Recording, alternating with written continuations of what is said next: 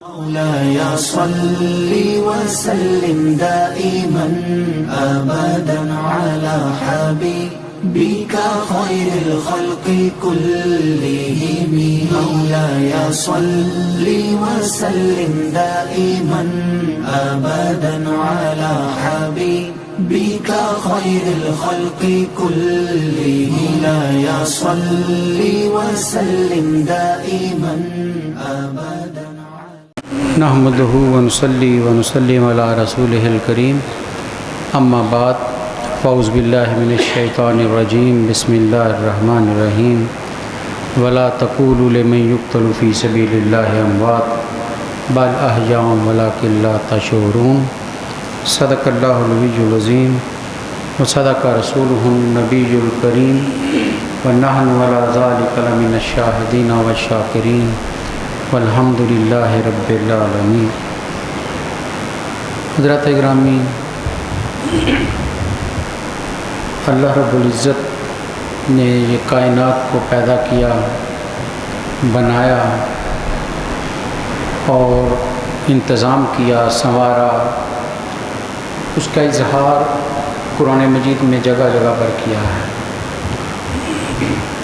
لیکن قرآن مجید کے مطالعہ کرنے سے ایک پہلو یہ بھی نکلتا ہے کہ جہاں تخلیق کا ذکر کیا گیا، پیدا کرنے کا ذکر کیا گیا، قرآن نے اس سے پہلے موت کا ذکر کیا.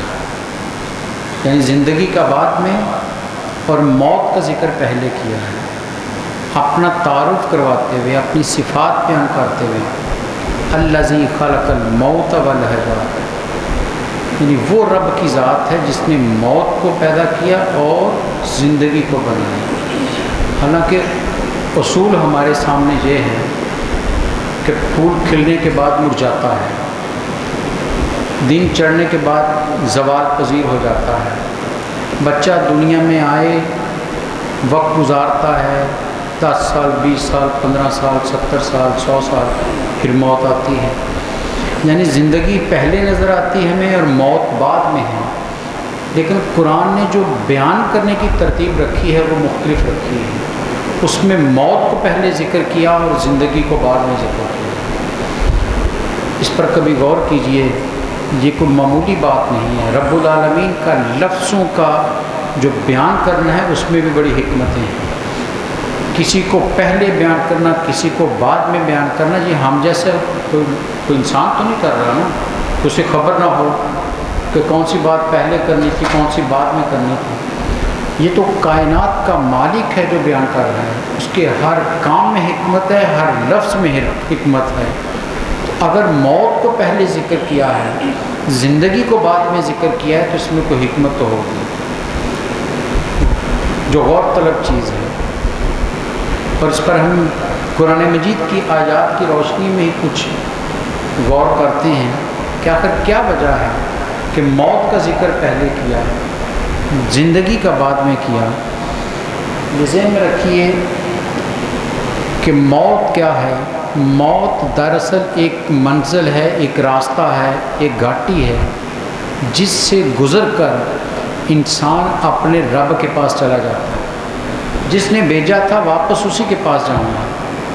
انا للہ و انا الیہ راجعون سبھی پڑھتے ہیں، اسی نے بھیجا اسی کی طرف جائیں گے. تو موت رب کے پاس جانے کا ذریعہ بنتی ہے، اس کے سامنے جانے کا. لیکن فرق کیا ہے؟ دنیا میں آیا، وقت گزارا، زندگی گزاری، کوئی سوال نہیں کیا. نصاب دے دیا کہ یہ اچھا ہے یہ برا ہے، جاؤ گزارو. آزادی دے دی، چھوڑ دیا. کوئی فرشتہ نہیں لگایا کہ اس کو زبردستی نماز پر قائم کرو. کوئی لاٹھی والا اوپر مسلط نہیں کیا کہ اس کی زبان کو قابو میں رکھو، یہ سچی بولے. کوئی بندہ، کوئی مخلوق ایسی نہیں لگائی جو کہے کہ اس کو کلمہ پڑھاؤ. آزاد چھوڑ دیا. جس کا جو دل چاہتا ہے وہ اختیار کرے. ایمان لانا چاہتا ہے ایمان لے آئے، انکار کرنا چاہتا ہے انکار کر دے. آزادی دے دی ہے. لیکن موت کی اہمیت یہ ہے کہ موت سے گزر کر جب رب کے پاس جائے گا تو پھر اس کا حساب دینا پڑے گا. وہاں آزادی نہیں ہے، آزادی ختم ہو گئی۔ وہاں پھر رب پوچھے گا، سوال کرے گا، اور جو اس کے سوالوں میں جواب میں استقامت دکھا گیا وہی کامیاب کر، پھر اس کو انعام ملے گا یا سزا ملے گا۔ تو اس لیے موت پر جس کا جتنا زیادہ یقین پختہ ہوتا ہے اس کی یہ زندگی بہتر ہوتی چلی جاتی ہے۔ جو طالب علم جسے یقین ہو جائے کہ امتحان ہونا ہے، ابھی گزرے ہیں بڑے طالب علم کہ نہیں ہوگا، لیکن جسے یقین تھا کہ امتحان ہوگا تو فرق کیا تھا اس نے اپنے وقت کو ضائع نہیں کیا۔ وہ کتاب لے کر بیٹھا ہے، وہ ٹیچر کے پاس گیا ہے، استاد سے سوال پوچھا ہے، یاد کیا ہے، کیونکہ اسے یقین ہے امتحان ہونے والا ہے۔ اور جو یہ تو کہتا کہ ہاں جی امتحان تو ہو جائے گا لیکن یقین نہ ہو، وہ کبھی کتاب کھولے گا کبھی بند کر دے گا، کبھی آدھا گھنٹہ بیٹھ کر پڑھ لیا، 2 دن کتاب کو ہاتھ نہیں لگا۔ یہ ہر گھر کا مسئلہ ہے، اس لیے اس کو بہتر سمجھ سکتے ہیں کہ جو بچے یقین رکھتے ہیں امتحان ہوگا ان کی پڑھائی کے انداز میں فرق ہوتا ہے، اور جو یقین نہیں رکھتے ان کے پڑھنے میں فرق ہوتا ہے، اور دونوں کا نتیجہ بھی مختلف نظر آتا ہے۔ قرآن کہہ رہا ہے موت پر یقین رکھو، موت پر اتنا پختہ یقین رکھو کہ اپنے ہونے پر اتنا یقین ہو نہ ہو لیکن موت پر ضرور ہونا چاہیے۔ سورہ بقرہ کی ابتدا ہوتی ہے الف لام میم سے، تو شروع میں قرآن مجید نے ایمان والوں کی صفات بیان کی ہیں، متقین کون ہوتے ہیں۔ اس میں کہا متقی وہ ہے جو غیب پر ایمان لائے، نماز قائم کرتا ہے، زکوٰۃ دیتا ہے، جو قرآن کو مانتا ہے، پہلی کتابوں کو مانتا ہے۔ یہ بیان کرنے کے بعد اگلی بات جو قرآن نے کی ہے یعنی ان پر ایمان رکھتا ہے، لیکن آخری بات جو کی وہ فرمایا وَبِالْآخِرَةِ هُمْ يُوقِنُونَ، آخرت پر یقین رکھتا ہے، وہاں ایمان نہیں کہا قرآن نے۔ یہ لفظ ایسے استعمال نہیں ہو گیا، ہم سمجھتے ہیں جی ایمان لانا یہ قیامت پر، قرآن کہتا ہے یقین رکھتا ہے، اور یقین ایمان سے اگلی منزل ہے کہ اسے اتنا پختہ یقین ہوتا ہے کہ اور کچھ ہو نہ ہو موت ضرور آئے۔ متقی جو ہوتا ہے، صالح جو ہوتا ہے، اللہ کا بندہ جو ہوتا ہے، وہ اس موت پر اتنا یقین رکھتا ہے کہ کسی اور چیز پر اس کا اتنا یقین نہیں ہوتا۔ اس کا فرق کیا ہوتا ہے؟ اسے خبر ہے اس گھاٹی سے گزروں گا، آگے رب کے پاس جانا ہے، اور وہاں رب حساب لے گا، اور رب حساب لے گا تو یا تو غضب میں آ جاؤ اس کے شکار ہوں گا یا انعام میں آؤں گا۔ تو بچنا کیسے اس کے غضب سے؟ پھر وہ اس زندگی کو اس کی رضا کے مطابق گزارنا۔ یقین ہماری زندگی میں گناہ کیوں آتا ہے؟ ہمیں یقین کامل نہیں ہے موت پر، کہتے تو ہیں مرنا ہے، لیکن مرنے کے اس عمل پر اتنا یقین نہیں ہے۔ اس لیے نبی صلی اللہ علیہ وسلم نے فرمایا اگر خشیت الہی چاہتے ہو، اگر خدا کا خوف دلوں میں بٹھانا چاہتے ہو، تو فرمایا جو خدا کا خوف سب سے زیادہ دلانے والی چیز ہے، فرمایا کثرت سے موت کو یاد کیا کرو۔ اور ایک حدیث میں فرمایا کثرت سے قبرستان جایا کرو کہ تمہیں قبریں بتائیں گی کہ رب کے حضور یہاں آنا ہے، رب کے حضور پیش ہونا ہے، اور وہاں تمہیں احساس ہوگا کہ میں جو کر رہا ہوں اس کی اصلاح کر رہا ہوں۔ وہاں کروڑ پتی بھی پڑا ہے، اقتدار والا بھی پڑا ہے، اختیار والا بھی پڑا ہے، بڑے نام و نسب والا بھی پڑا ہے، ایک غریب بھی پڑا ہے، سب بے بس ہو کر پڑے۔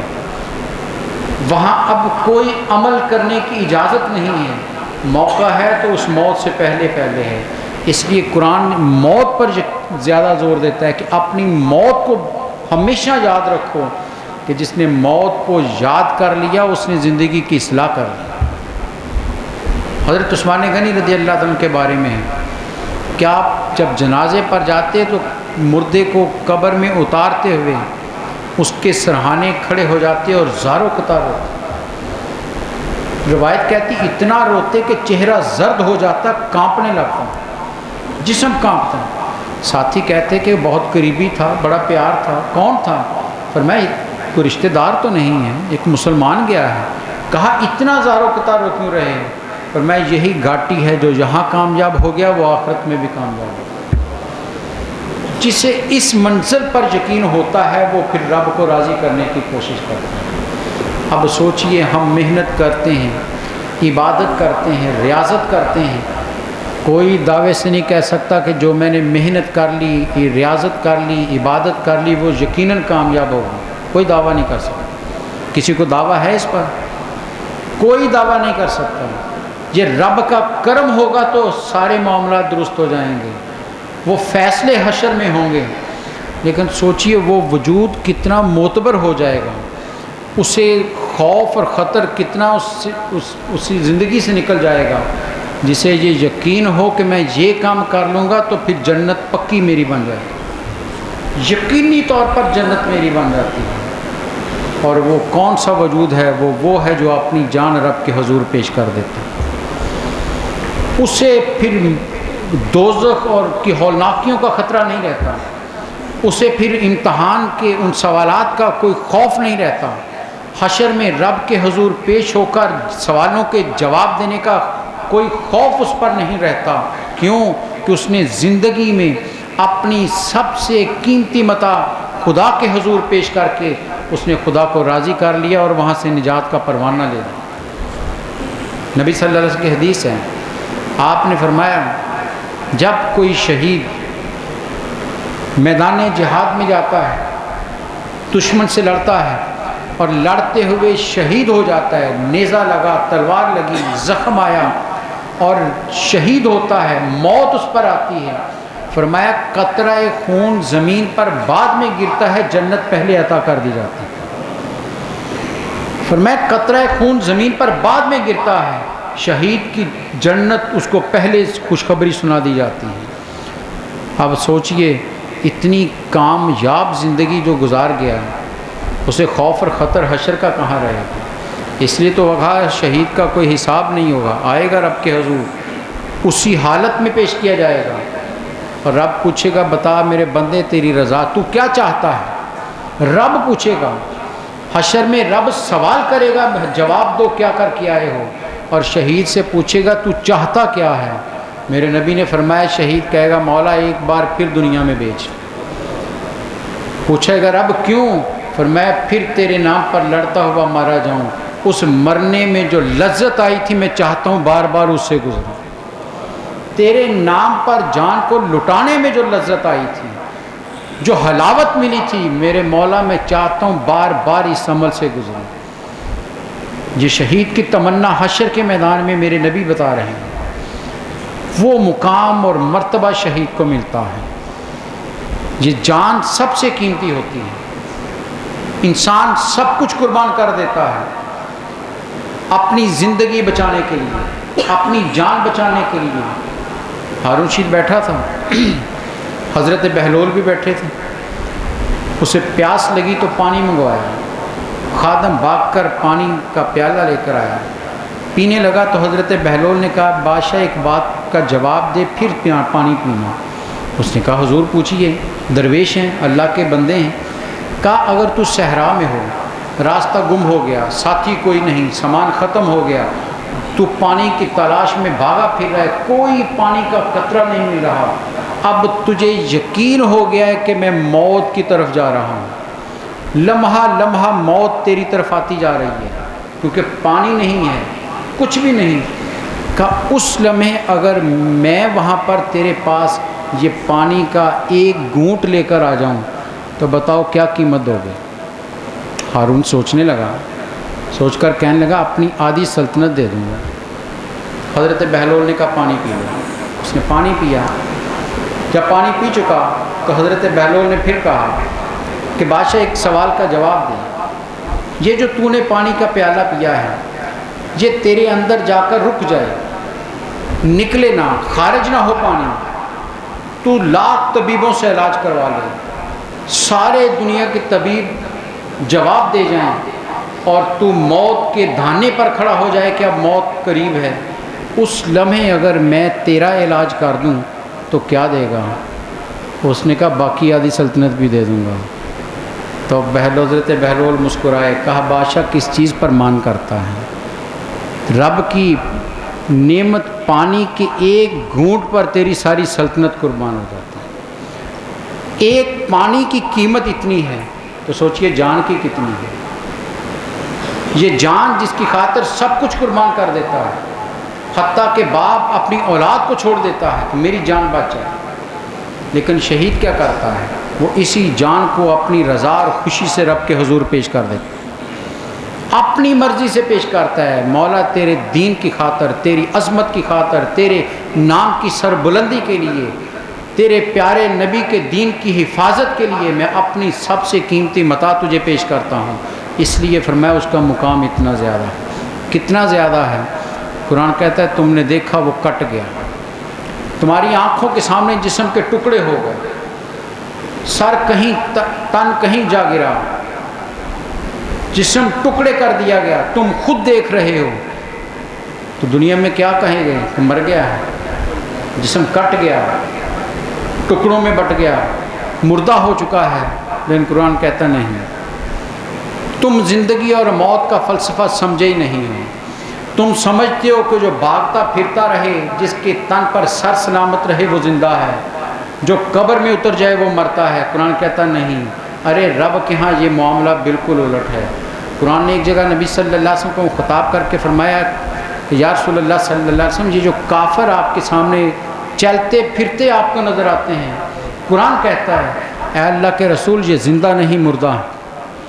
قرآن نے ساتھ کہا یہ چلتے پھرتے نظر آتے ہیں، فرمایا یہ زندہ نہیں مردہ ہیں۔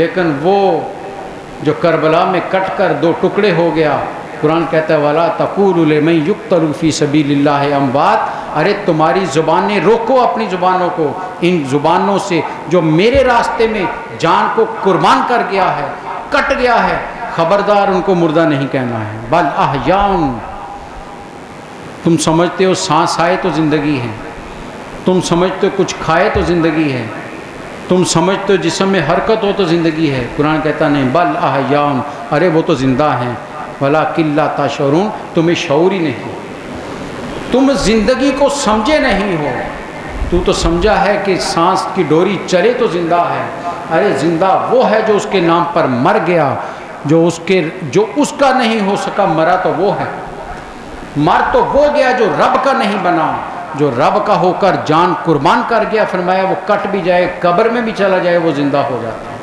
وَلَا تَقُولُ، سورہ آل عمران میں، یہ سورہ بقرہ کی آیت ہے، سورہ آل عمران میں قرآن نے اس سے آگے بات کی، یہاں تو کہا نا ان کو مردہ نہ کہو، لفظ نہ بولو، زبان سے نہ کہو، اور سورہ آل عمران میں تو کہا ہے کہ وَلَا تَحْسَبَنَّ الَّذِينَ قُتِلُوا فِي سَبِيلِ اللَّهِ أَمْوَاتٌ، ارے جو رب کے راستے میں مارے جاتے ہیں، خبردار دلوں میں بھی مردہ گمان بھی نہیں کرنا، وسوسہ بھی تمہارے دل میں نہ آئے، خیال بھی تمہارے دل میں نہ آئے، اتنے زندہ ہیں، تم سمجھتے ہو کھائے تو زندہ ہے، ارے یہ تو وہ ہے عند ربہم یرزقون، تم زمین سے کاشت کی ہوئی چیز کھاتے ہو، ارے ان کو رزق رب عطا کرتا۔ فرق ذہن میں رکھیں شہید کا اور عام زندگی کا، یہی وجہ ہے ہم اور آپ ہر نماز کی حرکت میں دعا مانگتے ہیں، اہدنا الصراط المستقیم صراط الذین انعمت علیہم، اے میرے مولا سیدھے راستے پر چلا، اور سیدھا راستہ بھی وہ جن پر تو نے انعام کیا ہے۔ اب کن پر انعام کیا ہے؟ قرآن کہتا ہے میں بتاتا ہوں، تم کہیں آپس میں الجھ نہ جاؤ۔ قرآن کہتا ہے فیصلہ میں کر دیتا ہوں، انعم اللہ من النبیین والصدیقین والشہداء والصالحین، ارے انعام 4 گروہوں پر ہوا ہے، 4 جماعتوں پر انعام ہوا ہے۔ سب سے بڑا انعام جس وجود پر ہوتا ہے وہ اللہ کا نبی ہوتا ہے۔ فرمایا سب سے بڑا اللہ کے انعامات کا مظہر جو وجود ہے وہ نبی کی ذات ہوتی ہے، اس سے بڑھ کر کسی پر انعام نہیں ہوتا۔ دوسرا فرمایا جو اس نبی کی تصدیق کرتا چلا جاتا ہے اس پر انعام ہوتا ہے، صدیقین پر۔ اور تیسرے نمبر پر فرمایا شہید ہے جس پر انعام کیا جاتا ہے، اور چوتھے نمبر پر صالحین کہا ہے۔ اور آپ جانتے ہیں صالحین کون ہوتے ہیں؟ ہر صوفی، ہر ولی، ہر کتب، ہر ابدال صالحین کی صف میں شامل ہے، بڑے سے بڑا ولی بھی کیوں نہ ہو وہ صالحین میں شامل ہوتا ہے۔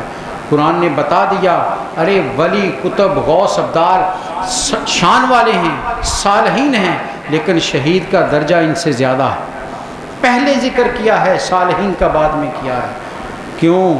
اس نے اپنی سب سے قیمتی متاع میرے راستے میں قربان کر دیا. اور انعام کیا ملتا ہے؟ نبی صلی اللہ علیہ وسلم نے غزوہ احد کا اعلان کیا کہ احد کے لیے نکلنا ہے. روایت کہتی کہ رات تاریخ عشاء کی نماز مدینہ میں پڑھی، مسجد میں نبوی میں نہیں، مدینہ کی ایک مضافاتی مسجد تھی، وہاں نماز عشاء پڑھی. اعلان کر دیا گیا کہ جہاد کے لیے جا رہے ہیں، ساتھ شامل ہو جاؤ. رات کے وقت بعض روایت کہتی پچھلے پہر مدینہ سے نکلے حضرت حنظلہ رضی اللہ تعالیٰ عنہ، میرے نبی کے صحابی.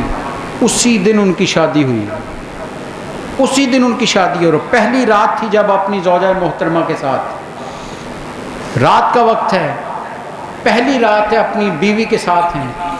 کان میں آواز آئی کہ نبی صلی اللہ علیہ وسلم کہتے ہیں جہاد کے لیے نکلو.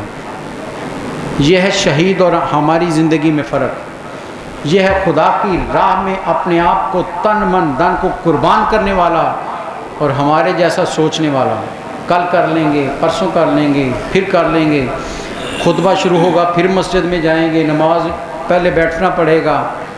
لیکن حضرت حنظلہ نے یہ سنا. تاریخ کہتی ہے اپنی زوجہ سے کہا کہ زوجہ اب تیرے اور میرے درمیان جدائی کا وقت آ گیا، میں جا رہا ہوں. اس نے کہا ٹھہریے، آج تو پہلی رات. انہوں نے کہا جو چاہے ہو جائے، میرے نبی کا حکم کان میں آ گیا، میں رک نہیں سکتا. اسی وقت فوراً گھر سے نکل آئے. اور تاریخ کہتی صبح میدان میں پہنچے اور دشمن سے لڑتے لڑتے شہید ہو گئے. شہادت کا درجہ پا لیا. جنگ ختم ہو گئی. صحابہ اکرام نے شہیدوں کی لاشیں اکٹھی کی. 70 صحابہ شہید ہوئے تھے اس جنگ میں. حضرت حنظلہ کی لاش نہیں مل رہی. ادھر دیکھا ادھر دیکھا، لاش نہیں ہے. وہ صحابہ اکرام نبی صلی اللہ علیہ وسلم کے پاس آئے، کہا یا رسول اللہ صلی اللہ علیہ وسلم حنظلہ کی لاش نہیں مل رہی. ہم نے خود دیکھا اسے کافر نے برچھی مار کر شہید کر دیا تھا. آپ مسکرائے، فرمایا اس پہاڑ کی چوٹی پر جاؤ. اشارہ کیا احد پہاڑ کی ایک چوٹی کی طرف، فرمایا ادھر جاؤ. صحابہ بھاگ کر گئے تو وہاں حضرت حنظلہ کی لاش پڑی تھی. لیکن کس حالت میں؟ صحابہ کہتے جب ہم وہاں پہنچے تو ان کے بالوں سے پانی کے قطرے بہہ رہے تھے، جیسے ابھی کسی نے ان کو غسل دیا. کہتے ہم اسی طرح اٹھا کر نبی صلی اللہ علیہ وسلم کے پاس لے آئے اور آ کر سوال کر دیا یا رسول اللہ صلی اللہ علیہ وسلم کس نے اس کو غسل دیا ہے؟ ہم میں سے کسی نے غسل نہیں دیا، اور غسل بھی لگتا ہے ابھی بالکل تازہ ہے کہ پانی کے قطرے بہہ رہے ہیں. میرے سرکار مسکرائے، فرمایا یہ اپنی زوجہ کے ساتھ تھا، غسل واجب ہو چکا تھا، لیکن اللہ کے راستے میں جہاد کے لیے بلا لیا گیا. اس نے ایک لمحے کی تاخیر بھی نہیں کی، بھاگتا ہوا میدان میں آیا، شہید ہو گیا. تو رب نے فرشتوں کو بھیجا، جاؤ میرے شہید کو پہلے غسل دو پھر میرے پاس لے کر آؤ. یہ شان شہید کی ہے، اس لیے انہیں غسیل الملائکہ کہا جاتا ہے کہ وہ جن کو فرشتوں نے غسل دیا. یہ شان شہید کی ہے، یہ عظمت اس کی ہے جو اپنی جان خدا کے راستے میں پیش کر دیتا ہے. ان کی زندگی کا ہم ایسی حیات جاویدانی رابطہ کرتا ہے قرآن کے وان تم لا تشعرون، تم جانتے نہیں، تمہیں شعور نہیں ہے ان کی زندگی کا. نبی صلی اللہ علیہ وسلم مسجد نبوی میں صحابہ اکرام کے جرمٹ میں تشریف فرما تھے. صحابہ بیٹھے ہوئے ہیں، آپ بھی ان کے درمیان میں تشریف فرما ہیں. اچانک آپ نے اپنا رخ انور آسمان کی طرف اٹھایا، چہرہ مبارک، اور فرمایا وعلیکم السلام. صحابہ بڑے حیران ہوئے، کہا یا رسول اللہ صلی اللہ علیہ وسلم کسی کو سلام کرتے نہ سنا نہ دیکھا، یہ کس کو جواب دیا ہے؟ فرمایا ابھی میرا بھائی جعفر جو جنگ موطا میں شہید ہو گیا تھا، وہ فرشتوں کے ساتھ ادھر سے گزر رہا تھا، اس نے مجھے سلام کیا، میں نے اس کا جواب دیا. یہ زندگی وہ خدا ان کو دیتا ہے جس کا ہم شعور نہیں رکھتے ہیں، جو خدا کے راستے میں جان کو قربان کر دیتا ہے. کربلا والے کیا مر گئے ہیں؟ کوئی کہہ سکتا ہے؟ مولانا محمد علی جوہر نے تو بڑا خوبصورت کہا تھا، انہوں نے کہا قتل حسین اصل میں مرگ یزید ہے. ارے دنیا نے دیکھا کہ امام حسین کا سر تن سے جدا کر دیا گیا، 2 حصے ہو گئے، لیکن مولانا جوہر کہتے ہیں قتل حسین اصل میں مرگ یزید ہے۔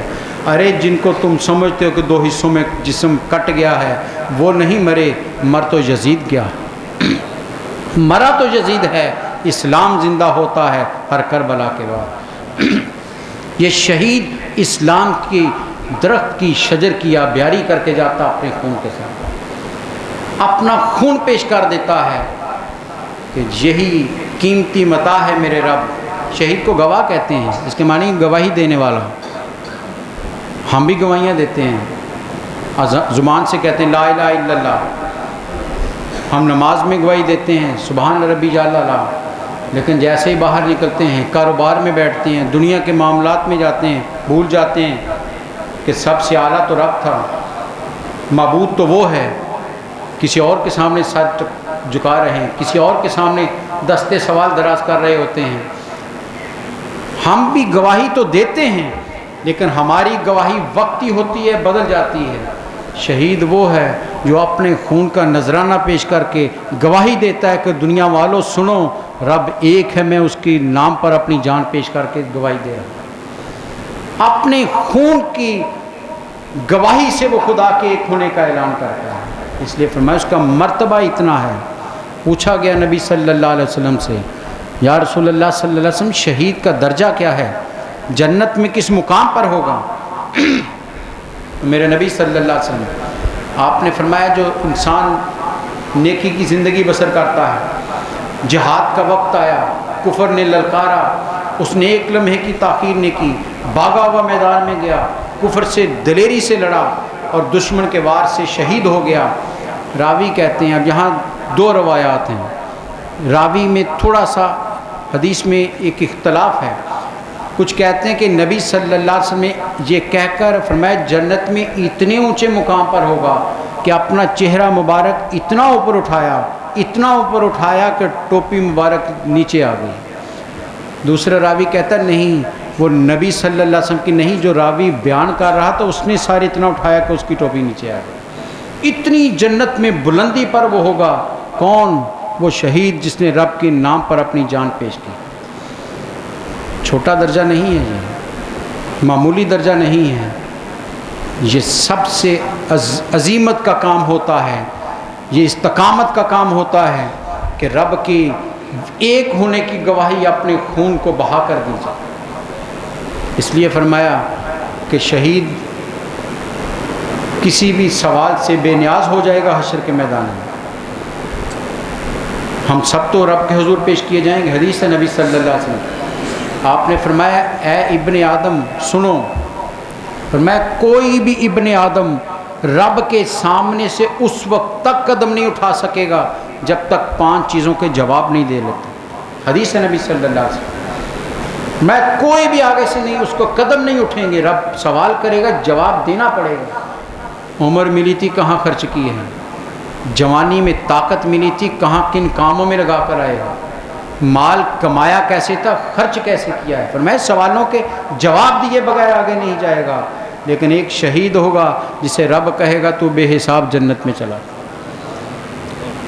تیری زندگی اتنی پاکیزہ ہو چکی ہے، اتنی مطہر ہو چکی ہے کہ تیرے نیک ہونے کی گواہی میں خود دے رہا ہوں۔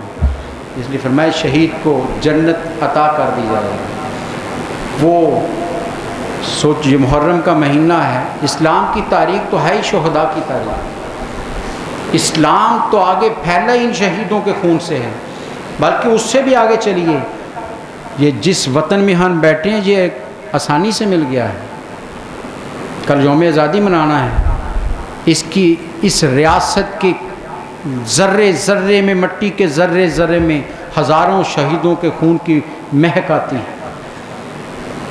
اپنے خون کے نذرانے پیش کیے ہیں، یہ آزاد وطن ہمیں ملا ہے، ورنہ پوچھئے مقبوضہ کشمیر کے مسلمانوں سے، پوچھئے ہندوستان کے مسلمانوں سے، کیا ظلم اور ستم ان پر ڈھائے جاتے ہیں کہ وہاں پر انہیں آزادی سے اپنی تہوار نہیں منانے دیا جاتا، نماز نہیں پڑھنے دی جاتی، عبادت نہیں کرنے دی جاتی۔ اگر آزاد فضا میں آج ہم اللہ کی حمد و ثنا اور عبادت کر رہے ہیں تو یقین کر لیجئے ان شہداء کا احسان ہے جنہوں نے پاکستان کی آزادی میں اپنی جانیں پیش کی۔ اور اچھا انسان کون ہوتا ہے؟ علماء کہتے ہیں، بزرگ کہتے ہیں اچھا انسان وہ ہوتا ہے جو احسان کرنے والے کو ساری عمر یاد رکھتا ہے. وہ لاکھوں ہزاروں شہید جن کے نام بھی ہم نہیں جانتے، جن سے ہم واقف بھی نہیں ہیں، ہمیں ان کی قبروں کا پتہ نہیں ہے، وہ اس ملک کے محسن ہیں اور ہم پر قرض ہے کہ ہم ان کو یاد کریں. اور کچھ نہیں ہو سکتا تو کم از کم فاتحہ خوانی تو ان کے لیے کل کی جا سکتی ہے، بجائے اس کے کہ بازاروں میں نکل کر لفنگوں کی طرح کوئی بیہودہ حرکت کی جائے. گھروں میں بیٹھ کر بچوں کو بیٹھ کر ان شہداء کے لیے فاتحہ خوانی کا اہتمام کیجیے کہ بچوں یہ جو تم آج آزادی کی فضا میں گھوم رہے ہو، کبھی ادھر جاتے ہو کبھی ادھر جا رہے ہو، یہ ان شہداء کی قربانیوں کا نتیجہ ہے. ورنہ جا کر دیکھو مقبوضہ کشمیر میں کس طرح زندگی بسر کی جاتی ہے. جوانوں کے جسموں میں کیل ٹھونکے جاتے ہیں، باپ کے سامنے، بوڑھے ضعیف باپ کے سامنے جوان بیٹے کو گولی سے اڑا دیا جاتا ہے. یہ ان شہیدوں کا احسان ہے پاکستان، جس کی آزادی کل ہم منائیں گے. لاکھ اختلاف ہو سکتے ہیں آپس میں، لیکن یہ وطن ہے تو ہم ہیں. ہمیں نام دیا اس ملک نے، پہچان دی ہے اس زمین نے، ہمیں گھر بار دیا اس زمین نے. اس مٹی نے ہمیں جینا سکھایا ہے، اس مٹی نے ہمیں زندگی میں روزگار دیے ہیں، اس مٹی نے ہمیں سر اٹھا کر جینے کی مہلت دی ہے. سارے اختلافات بلائیے، اس مٹی کا احسان تو یاد رکھیے. یہ سرزمین ہے تو پھر ہم ہیں، اگر سرزمین نہیں تو کہاں کی عبادت ہے؟ کیا حضرت امام علی مقام مدینہ چھوڑ کر مکہ آ گئے، مکہ چھوڑ کر کربلا چلے گئے؟ کیوں چلے گئے؟ ذرا غور تو کیجیے. ان سے بڑا دنیا میں کوئی بڑا وجود ہو سکتا تھا؟ سجادہ نشین ان سے بڑا ہو سکتا تھا؟ صوفی اور ولی ان سے بڑا کوئی ہو سکتا تھا؟ ارے آغوش رسالت میں کھیلنے والا، جن کے بوسے میرے نبی نے لیے ہوں، جو مدینہ میں پیدا ہوئے ہوں، زندگی ساری مدینہ میں گزاری ہو، انہیں مدینہ چھوڑنا آسان لگتا ہے؟ آج کو حاجی جاتا ہے، ہم چند لمحوں کے لیے جاتے ہیں، مدینہ چھوڑتے ہوئے جان نکلتی ہے. جن کی ساری زندگی مدینہ میں گزری ہو، مدینہ چھوڑا ہے، مکہ چھوڑا ہے. کیا مدینہ میں نماز نہیں پڑھ رہے تھے؟ پڑھ رہے تھے، اس لیے کہ صرف نماز پڑھنے سے اسلام کا حق ادا نہیں ہوتا، اس آزادی اور حریت کے ساتھ اسلام کا حق ادا ہوتا ہے کہ اقتدار کے ایوانوں میں بیٹھے ہوئے لوگ بھی ہوں اور زمین پر بیٹھے ہوئے سب کو اسلام کے سامنے اسی طرح جھکنا ہے جس طرح میرے نبی نے جھکنے کا حکم دیا. کوئی اسلام سے برتر وجود نہیں ہو سکتا. تو اس لیے ہم پر قرض ہے، کربلا والوں کا تو ہر ایک پر ہے، لیکن اس ریاست کا یہاں رہنے والوں پر قرض ہے. شہیدوں کو یاد کیجیے گا. خون دینا آسان کام نہیں ہے، جان پیش کر دینا آسان کام نہیں ہے. کتنی لاکھوں بچیوں نے کہتے ہیں اندھے کنووں میں جان چھلانگیں لگا کر عصمت بچانے کے لیے اپنی زندگی قربان کر دی اس وطن کی خاطر. کتنے بوڑھے کتنے سینکڑوں میل پیدل چل کر پاؤں میں چھالے پڑ گئے. کبھی پاکستان کی داستان پڑھیے تو صحیح. لکھتے ہیں مورخین کہ ایسے لوگ ہزاروں کی تعداد میں تھے جو میلوں سفر کر کے آئے، پاؤں چھلنی ہیں، زخمی ہیں. جب پہنچے سرحد عبور کی تو کسی نے کہا پاکستان کی زمین آ گئی ہے. کہتے وہیں پر سر سجدے میں رکھ دیا اور خدا کا شکر ادا کیا اور وہیں جان پیش کر. یہ محسن ہے میرے ملک کے، یہ احسان کرنے والے ہیں میرے ملک پر. آج ہم جو کر رہے ہیں یہ ان کا احسان ہے. ان شہیدوں کی قربانیوں کو یاد رکھنے کا سب سے بہترین ذریعہ یہ نہیں کہ صرف دو چار باتیں کی اور ختم. محرم ہے، محفلیں کی، نیاز دی اور ختم ہو گئی. ارے کربلا والوں کی زندگی کو پڑھ کر تو دیکھیے. آخری لمحہ ہو، 70-72 افراد آنکھوں کے سامنے شہید ہو چکے ہوں، جسم لہو لہان ہو، آخری لمحہ آ چکا ہو، دشمن تلوار سونت کر سر قلم کرنا چاہتا ہو، تو ہم کیا بھیک مانگیں گے؟ ہم زندگی کی بھیک مانگیں گے. چھوڑ دو مجھے، جو کہو گے کروں گا، معاف کر دو مجھے. لیکن قربان جائیں امام علی مقام کے. یہ پیغام بھی تو انہیں کا ہے، یہ اسوہ انہیں کا ہے. کربلا کوئی اس لیے بپا نہیں ہوئی تھی کہ وہاں پر کوئی جھگڑا ہو گیا تھا. کربلا جس کے لیے بپا کی گئی تھی یہ آخری لمحہ ان کا پیغام ہے. کیا مانگا اس سے؟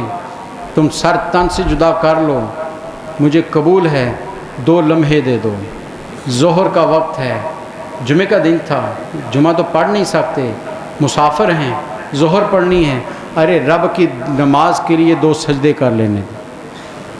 کربلا کی پورے واقعے کو اگر آپ ایک جملے میں پرونا چاہیں کہ اس کا پیغام کیا ہے تو ہم امام علی مقام نے آخری لمحے جو سجدے کی مہلت مانگی ہے یہ کربلا والوں کا اسوہ اور پیغام ہے.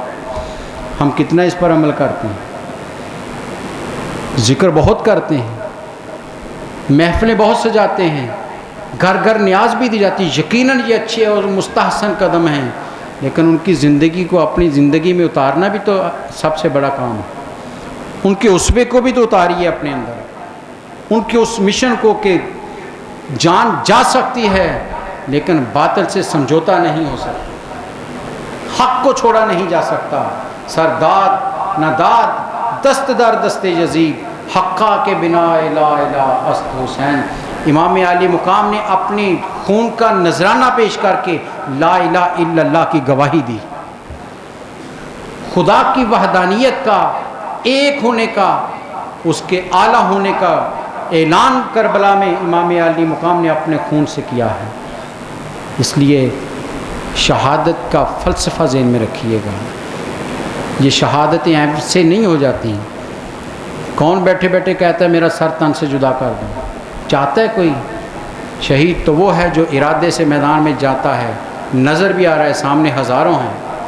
یہ کون ذی وقار ہے، بلا کا شاہ سوار ہے، لباس ہے پھٹا ہوا، غبار میں اٹا ہوا، تمام جسم نازنی چھدا ہوا کٹا ہوا، ہے ہزاروں کافروں کے سامنے ڈٹا ہوا، یہ بالیقین حسین ہے نبی کا نور عین. لہو لہان ہے جسم لیکن ڈٹے ہیں. یہ عظیمت دکھا کر پیغام دیا تھا کربلا والوں نے کہ لوگوں شہادت نماز چھوڑ کر حق ادا نہیں ہوتا میرے ذکر کا. میرے ذکر کی محفل نمازوں کو قربان کر کے ادا نہیں ہو سکتا اس کا حق. میرے سے محبت کا دعویٰ کرتے ہو تو آؤ پھر میں نے تو آخری لمحے بھی سجدہ نہیں چھوڑا ہے. تمہاری زندگی سے سجدے دور نہیں ہونے چاہیے. دعا کریں اللہ تعالی ہمیں کربلا والوں کے اس پیغام کو سمجھنے کی توفیق عطا فرمائے، ہمیں اس وطن کی قدر کرنے کی توفیق عطا فرمائے، اس مٹی سے محبت کرنے کی توفیق عطا فرمائے. پروفیسر اقبال عظیم کا ایک شعر بہت پرانا انہوں نے ایک مشاعرے میں پڑھا تھا پاکستان کے حوالے سے کہ اپنی مٹی پہ ہی چلنے کا سلیقہ سیکھو، اپنی مٹی پہ ہی چلنے کا سلیقہ سیکھو، سنگ مرمر پہ چلو گے تو پھسل جاؤ گے. سہولتیں کم ہو سکتی ہیں، تکلیفیں بھی آ سکتی ہیں، لیکن آزاد وطن میں ہیں، اس سے بڑھ کر نعمت کوئی نہیں ہے. اس کی قدر کیجیے گا. اللہ تعالی ہمیں کربلا والوں کی صحیح پیروی کرنے کی توفیق عطا فرمائے. وآخر دعوانا الحمدللہ رب العالمین. مولاي صل وسلم دائما أبدا على حبيبك